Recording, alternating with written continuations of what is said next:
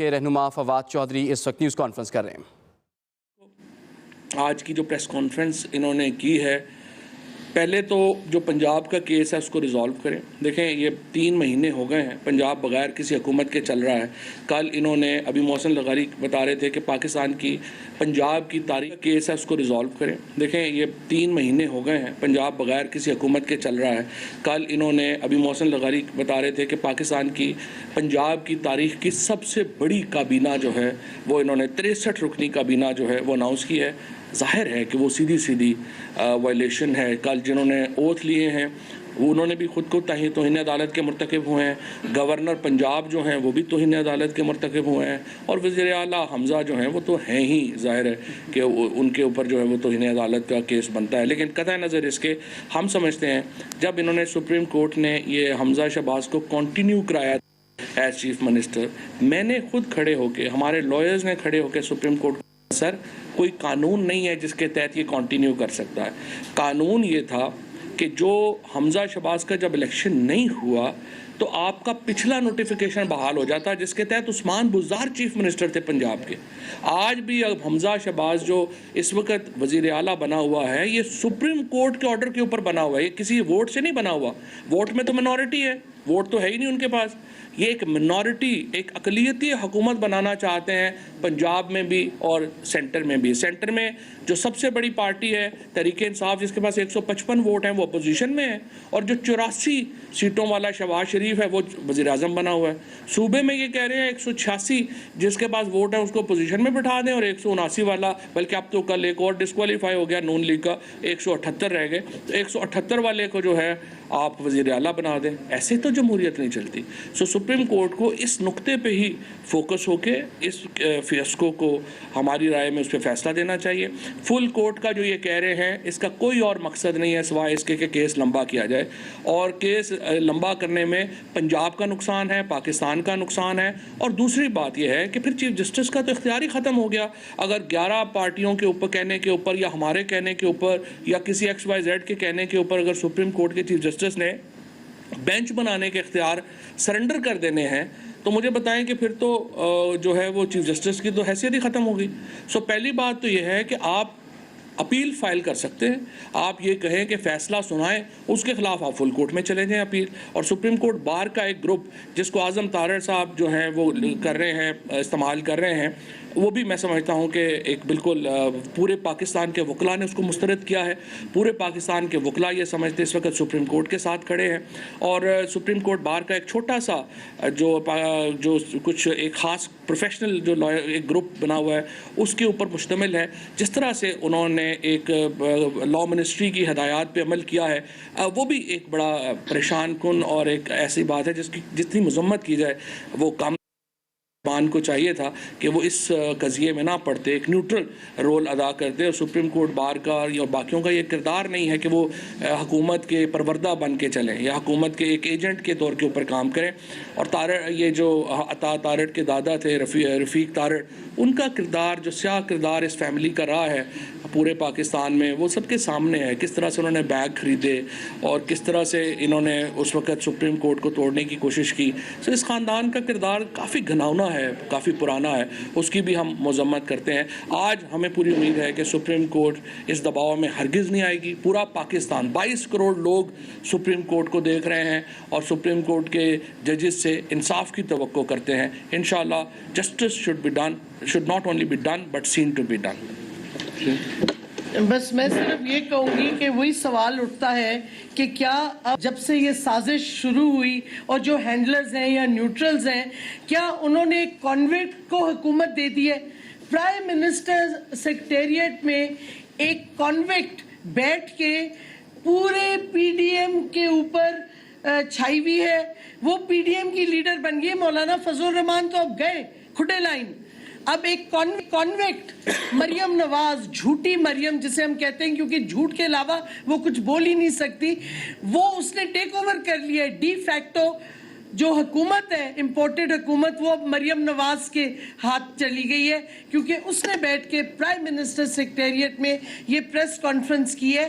یہ rules of business کے خلاف ہے، اس پہ انویسٹیگیشن ہونی چاہیے کہ ایک کانویکٹ कैसे आके, कोई प्राइवेट शहरी भी नहीं आके जो कॉन्विक्ट ना भी हो वो प्राइम मिनिस्टर सेक्रेटेरिएट पे प्रेस कॉन्फ्रेंस नहीं कर सकता। ये एक कॉन्विक्ट है, ये प्राइवेट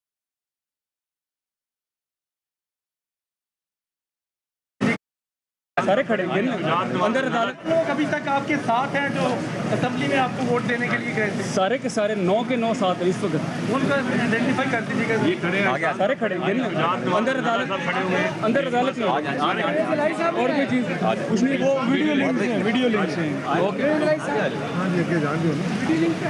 हाँ जी, रोना धोना, इधर का रोना धोना, यानी कि हर चीज उनको, ये कोर्ट की बेनिफिट, कोर्ट ने उस पर हमदर्दी की जो बेल पे है ये औरत, फिर वो कोर्ट्स को और जजेस को अटैक कर रही है। अब वो क्या उसका क्योंकि चली नहीं, और इंटरिम ऑर्डर जो आ गया, जो एक्चुअली जजमेंट है पंजाब बेंच की जो आई थी सुप्रीम कोर्ट की हियरिंग की, उसको पसंद नहीं आई, तो फिर छोटे बच्चों की तरह चीख पुकार कर रही है कि या वो करो जो मैं कह रही हूँ या फिर मैं तस्लीम नहीं करूँगी।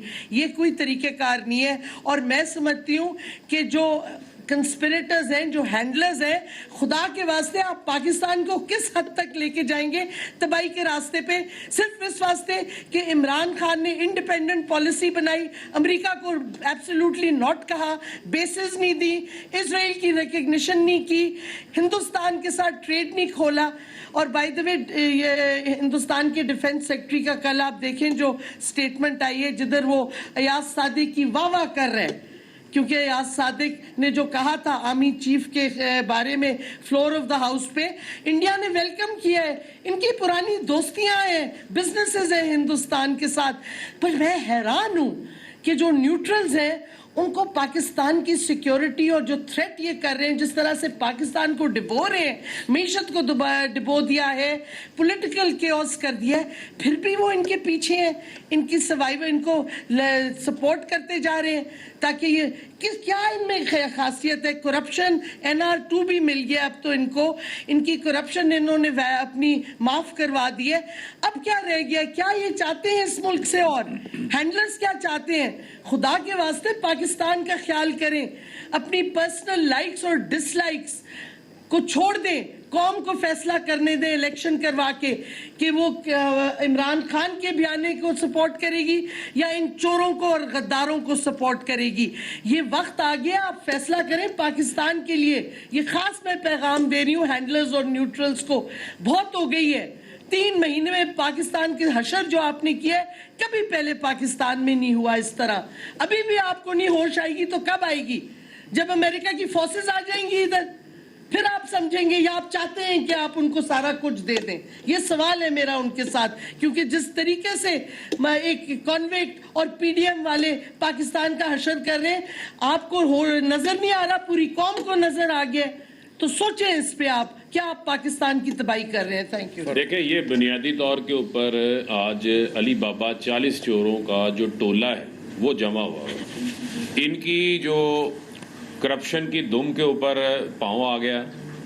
पंजाब के 20 ज़िमनी इंतखाबात में पंजाब की आवाम ने इनको बुरे तरीके से मुस्तरद कर दिया। अब ना तो अवामी ताकत इनके पास मौजूद है, ना ही इनके पास पंजाब में रहने का कोई आइनी और कानूनी जवाज़ बाकी बचता है। सब ने कहा कि मरियम सफदर जो हैं वो झूठी हैं, इसमें कोई शक नहीं है। उनके झूठों की एक लंबी फहरिस्त जो है वो मौजूद है। उसके साथ साथ ये भी ऐड कर लें कि मरियम सफदर जो हैं वो मुस्लिम लीग नून का जो लड़ाई झगड़ा फसाद बिल अर्ज विंग है उसकी भी सदर है। ये बेसिकली फसादी खातून है और इसने हमेशा जो है वो फसाद ही बर्पा किया है।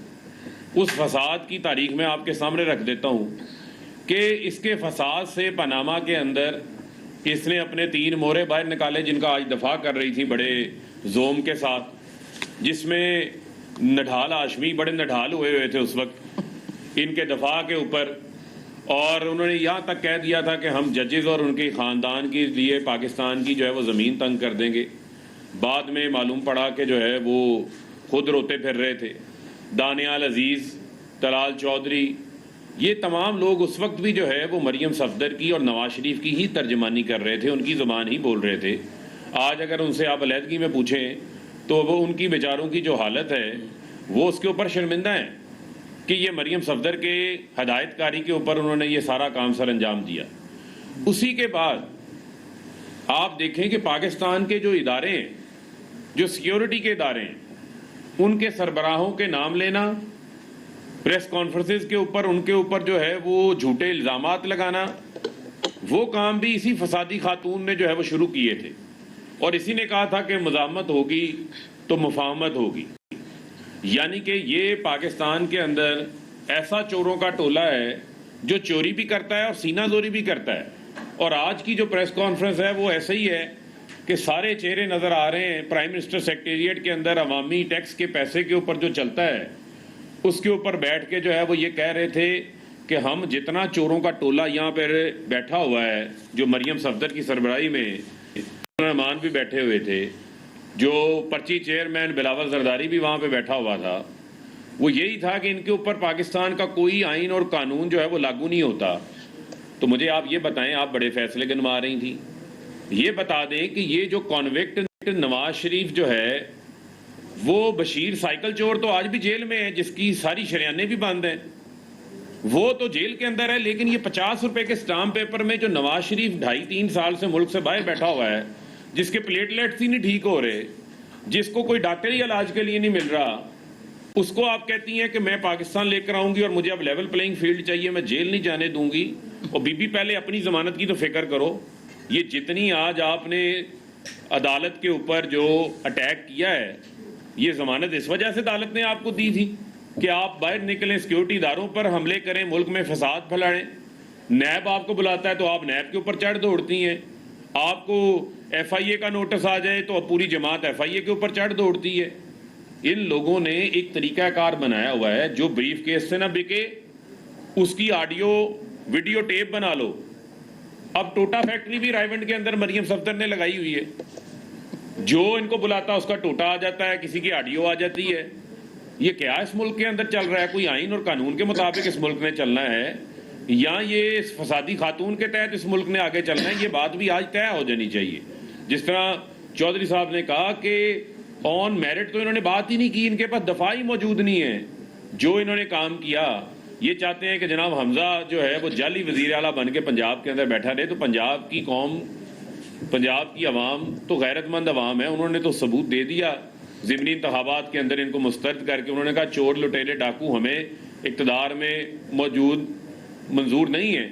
پہلے آپ لوٹے بناتے ہیں پیسے دے کے, لوٹوں کو پھر ٹکٹیں دیتے ہیں, لوٹے عوام مسترد کر دیتی ہے, مسترد کر کے عوام اپنی مینڈیٹ دے کر اپنے نمائندوں کو اسمبلی میں بھیجتی ہے, وہ پھر اپنا وزیر اعلیٰ چن لیتے ہیں.